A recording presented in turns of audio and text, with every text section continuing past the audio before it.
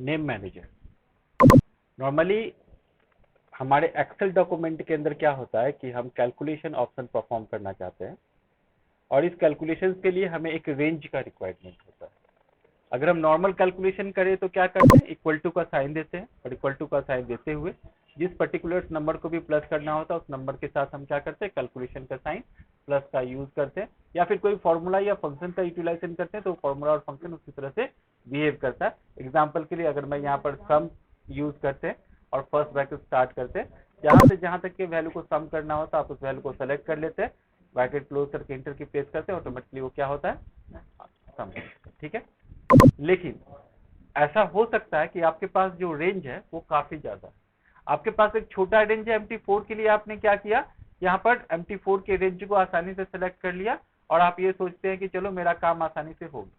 लेकिन ऐसा हो सकता है कि MT4 यहाँ पर जो डेटाबेस मैंने बनाया है इसको समझा दूं। ये सपोज करिए हम लोग का ओल्ड जो सिलेबस चलता था बेसिक कोर्सेज के लिए, जिसमें 4 एग्जामिनेशन हम लोग स्टूडेंट को लेते थे, MT1, MT2, MT3, MT4, this is called the multi test 1, multi test 2, multi test 3 and 4। तो उसके बेसिस पे मैंने एक डेटाबेस पहले से क्रिएट करके रखा, क्योंकि यहाँ पर डेटाबेस क्रिएट करने जाऊंगा टाइम लगेगा। ठीक है,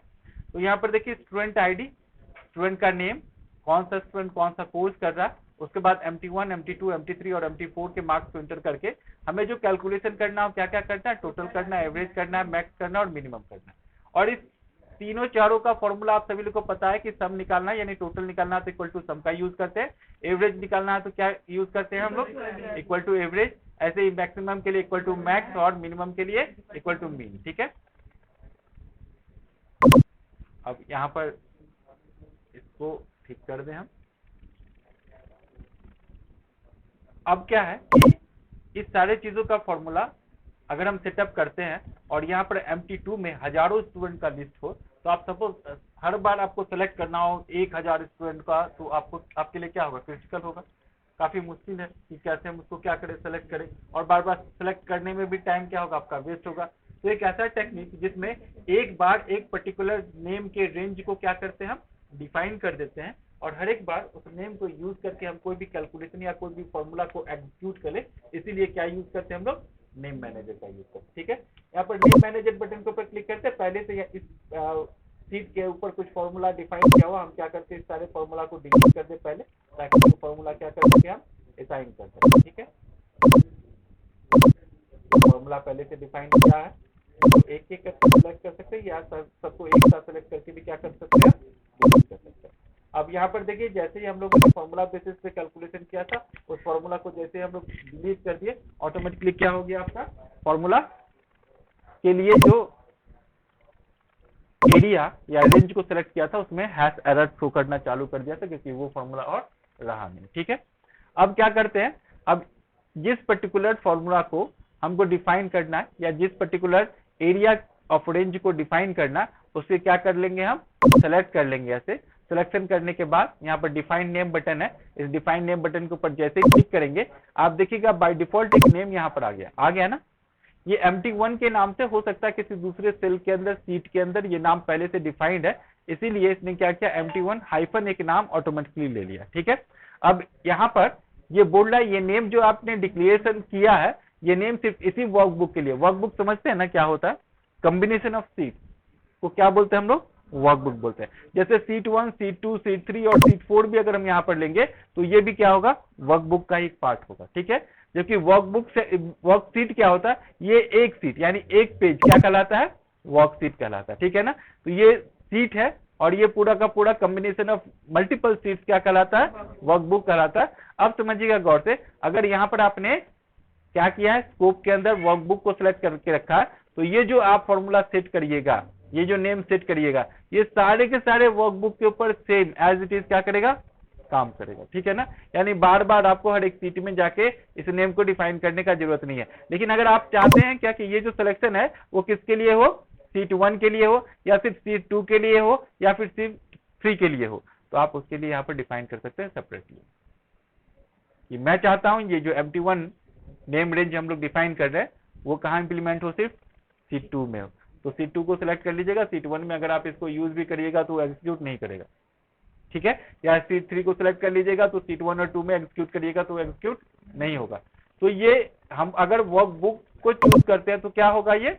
जितने भी आप लोगों ने सीट क्रिएट करके रखा है, इसके अंदर 10 सीट, 20 सीट, 50 सीट भी क्रिएट करके रखा है, तो उसके लिए MT1 जहां भी लिखिएगा वहां पर वो ऑटोमेटिकली रेंज क्या होगा, डिफाइन हो जाएगा। ठीक है,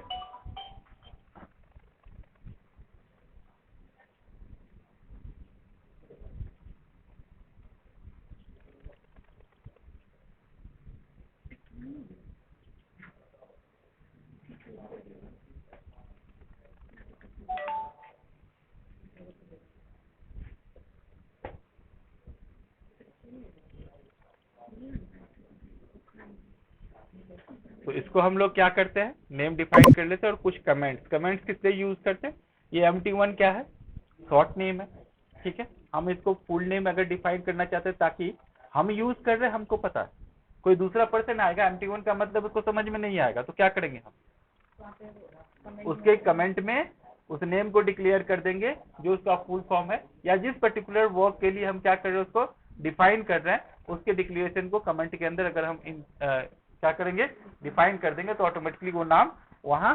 डिफाइन हो जाता है और आप आसानी से यूज कर सकते हैं। ठीक है, आपको लगता है क्या कि नहीं, रेफर्स टू, है ना, यहाँ पर अगर ये रेंज आपने सिलेक्ट करके रखा है, इसके अलावा इस रेंज के अलावा भी आपको और भी ज्यादा रेंज लेना है, तो आप क्या कर सकते हो, यहाँ से और ज्यादा रेंज को डिक्लेयर कर सकते हैं। ठीक है, हम यहाँ पर ओके कर देते हैं। जैसे ओके करिएगा आप देखिएगा यूज इन फॉर्मूला, जैसे आप यहाँ पे क्लिक करिएगा तो आपको पता चलेगा कि MT1 हाइफन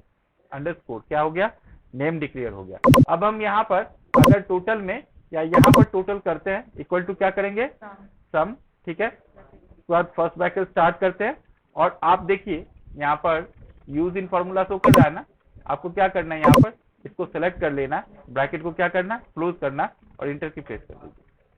उसमें भी तो सर एक रो को पूरा सेलेक्ट करना पड़ेगा ना, हाँ, पहले रो को सेलेक्ट करने के बाद नेम डिफाइन करने के बाद बिल्कुल वहां पर अगर हम नेम उस तरह से डिफाइन करते हैं तो उसी तरीके से आएगा। यहाँ पर हम लोगों ने कैसे नेम को डिक्लेयर किया है, MT1 के बेसिस पे MT1 में टोटल कितने मार्क्स आए, हर एक स्टूडेंट को कितना मार्क्स आया ये डिफाइन किया कॉलम वाइज, तो डेफिनेटली हमको एरिया किसके थ्रू शो करेगा, कॉलम्स के थ्रू ही शो करेगा। ठीक है,